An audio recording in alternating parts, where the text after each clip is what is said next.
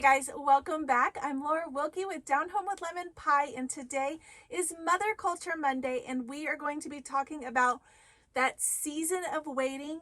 If you are in a season of waiting, what to do and how to deal with it.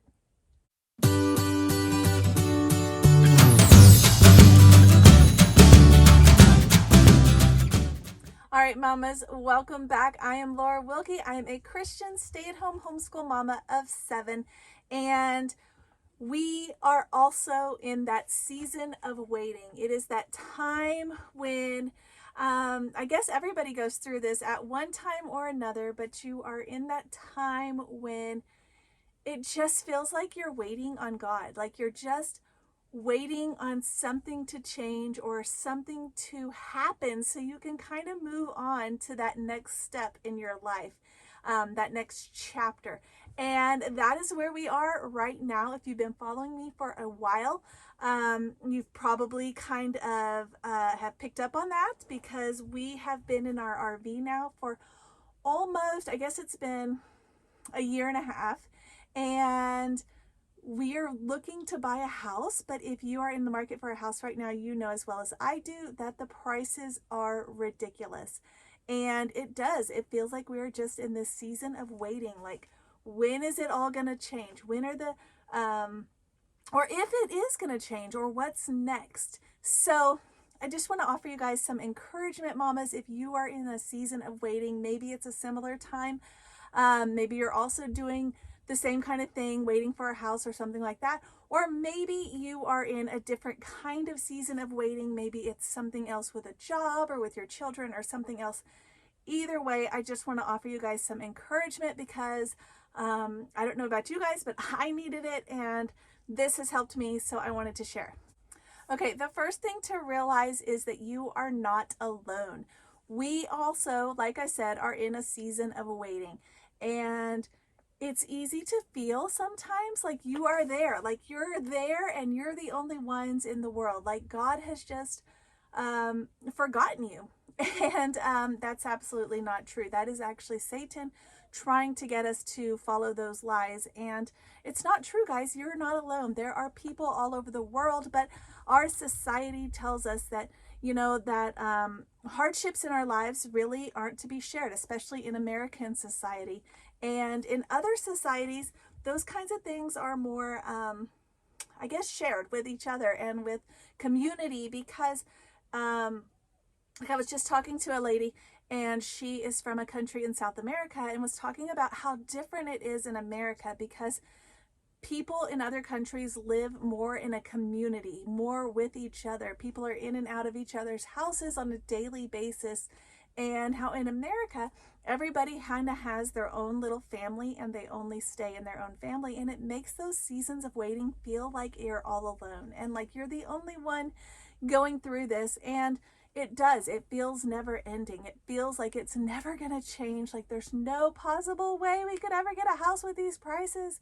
And, something that I have told my children in recent times and in this season of waiting is, but what if God has called us to this season to inspire others or to work on our patience or to minister to others? And it's actually so true because we have found ourselves in a position where we can help and where we are able to minister to others, teach them about Christ in a place where they may not have reached it otherwise.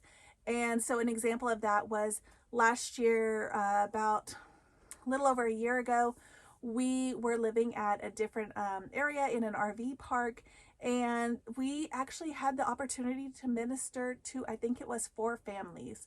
And, a couple of them were accepting of Christ, a couple of them wavered, and a couple of them were not accepting. But either way, we were there to do our job, which was to minister to them, and it was beautiful. So, it's easy to grumble.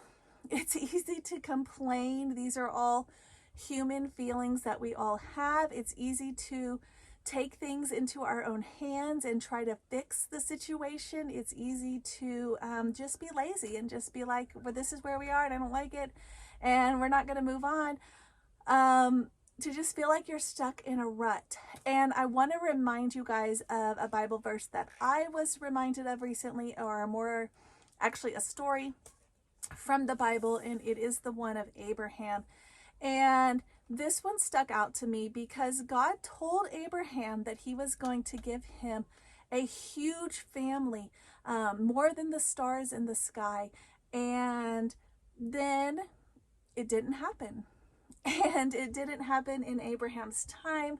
And Abraham and Sarah took things into their own hands and decided to initiate their like housemaid to help them with that. And in the end, we ended up with Ishmael. And that was not God's plan. That was not what he wanted. And if you look at that story, it's hard to miss the amount of time they were waiting.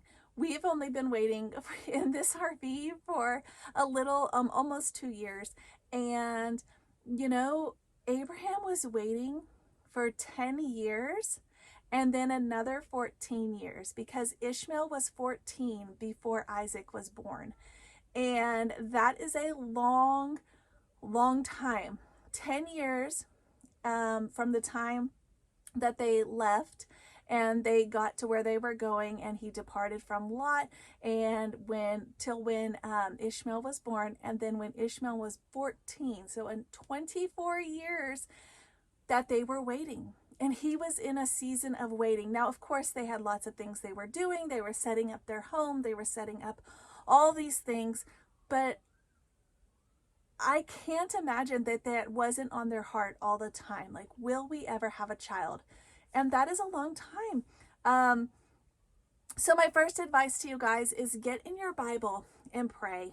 Obviously, God knows that you're in that season of waiting, but just giving him your humble prayers that you are ready, or that you think you're ready, or that you want it to go on God's timing, and that you that you're willing to follow his timing, and just giving him that. Get in your Bible. Like I said, I had completely missed that it was such a long wait for Abraham and Sarah until Isaac was born. And yeah, when you start looking at that, you realize, I mean, God was literally talking to them. So that is a long time. That is a long time. We don't have that same type of relationship with God. But if you're in a season of waiting, Abraham was too. And he was loved by God, and he was cared for, and God followed through. So I just want to remind you of that. There's lots of other instances in the Bible. Consider Joseph, who was waiting in jail. He was waiting for a long time in jail, and for things to pan out the way God planned. And there's so many stories in the Bible that you can find waiting. And so I do want to remind you guys, get busy. Find something to occupy your time in the time that you are in this season of waiting. God blesses the work of our hands. And as a homemaker, as a homeschooling mama, you can still be a blessing, and it can be done anywhere. It can. You can be a blessing to others. And even if the situation or the surroundings aren't exactly as you would have maybe designed it, you can still be a blessing to others. So and I do want to remind you guys, it's so important not to get lazy, and not to get into that kind of, I just give up. This is where we are. I don't like it, and I'm just going to give up. Because to give you an example, my oldest is 13, and this is her memories from her 13th year. Okay.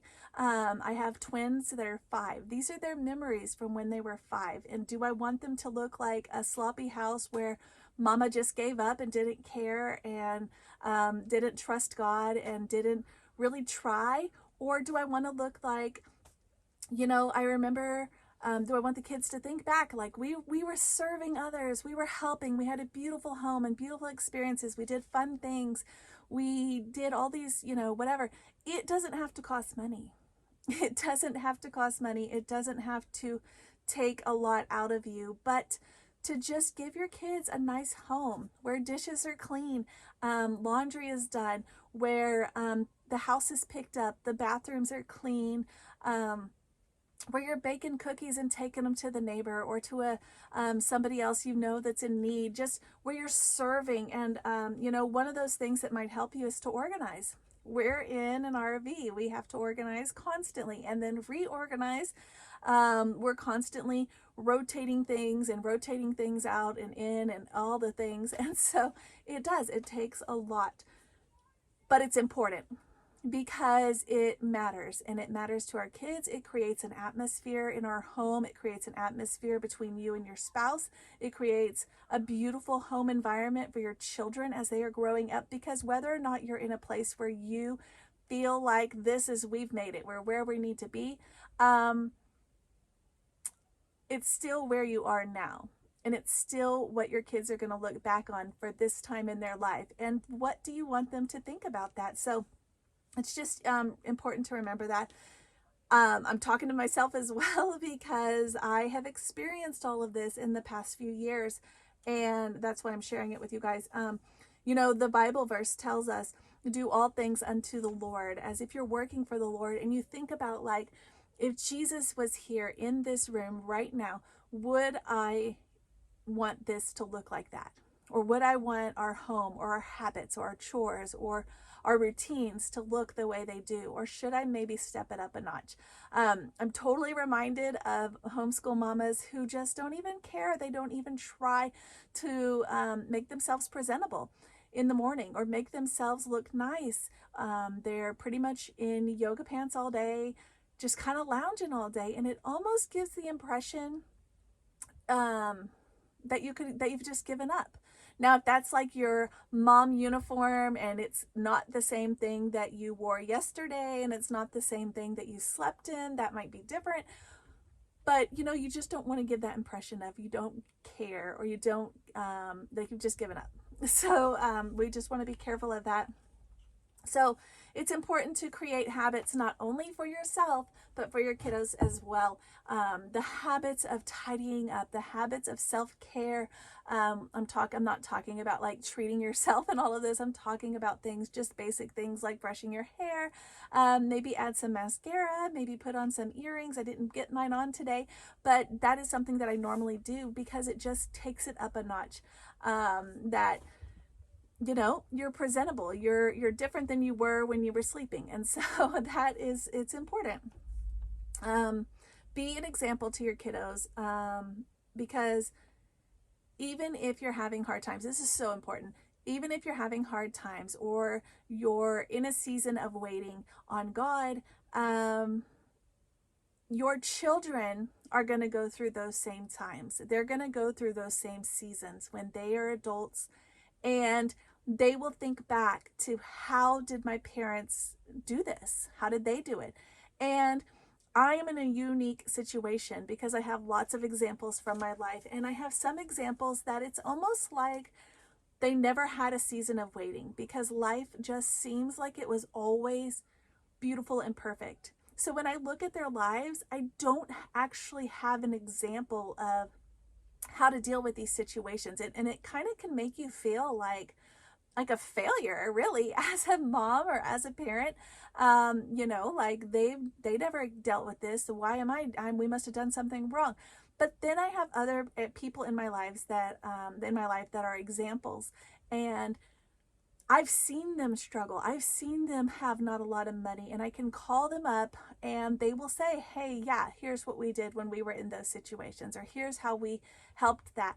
And it's so much better to have those examples in our children's lives than the ones where it's all hidden, and the ones where, you never knew that your parents struggled, or you never knew that there were hard times, or you never knew that you didn't have everything you ever needed, right? I think it's important for our kids to know, because they will grow up and need to handle these situations in their own lives. When we lived in Texas, we had a lot of animals. We had a lot of chores. We had just a lot of things that we were trying to keep up with. And yes, we want all of that back. We want to have all of that again. However, we're also taking the time right now, while we don't have all those responsibilities and time things, time consuming activities and chores, to learn some other things. So we have taken up some hobbies. I am currently learning all the things there is to know about medicinal herbs, about sourdough, more about canning, making our own medications, just all kinds of good things. And, you know, it's actually a blessing, because if we had our home in Texas, if we were still there, if we were still doing all of the things that we were doing before we came here, I would probably be so busy with those chores and responsibilities that I would not dive into some of these other things. I'm creating a recipe binder for my kiddos for their futures. We're learning about foraging, just all kinds of things. And so it's a good time to take that season of waiting and find yourself a hobby that maybe you wouldn't be able to do otherwise. I'm thinking, like, I tell my kids this all the time: what if this is your turn to learn, your time to learn, so that you can do those things later when you are busy, and you can do those things without having to think about it or learn them then. You know, it's all about your attitude. It's all about your attitude. That's really what it all comes back down to. And, you know, God doesn't like grumbling. He doesn't like complaining. And we are very good at it because we are humans. And he doesn't like that. He didn't like it when Moses led them out and they all grumbled and complained, and then he didn't let them in. He didn't like it. You know, it's just a good time to kind of sit back and reflect on where you are and what you're doing. And like I said, I'm talking to myself too, guys, because I am there with you guys. So if you're in a season of waiting, comment below, let me know. Know that we're all here to help each other, and that it's okay and it's normal and it's not something to be ashamed of. It's just a season of waiting. And people in the Bible were in seasons of waiting at points in their life. And it's a good time for us to be an example to others and to our children and our families. All right, guys, thank you for watching. I hope you found this useful. If you did, definitely, like I said, leave me a comment below. Subscribe if you haven't already, and I will catch you guys next time.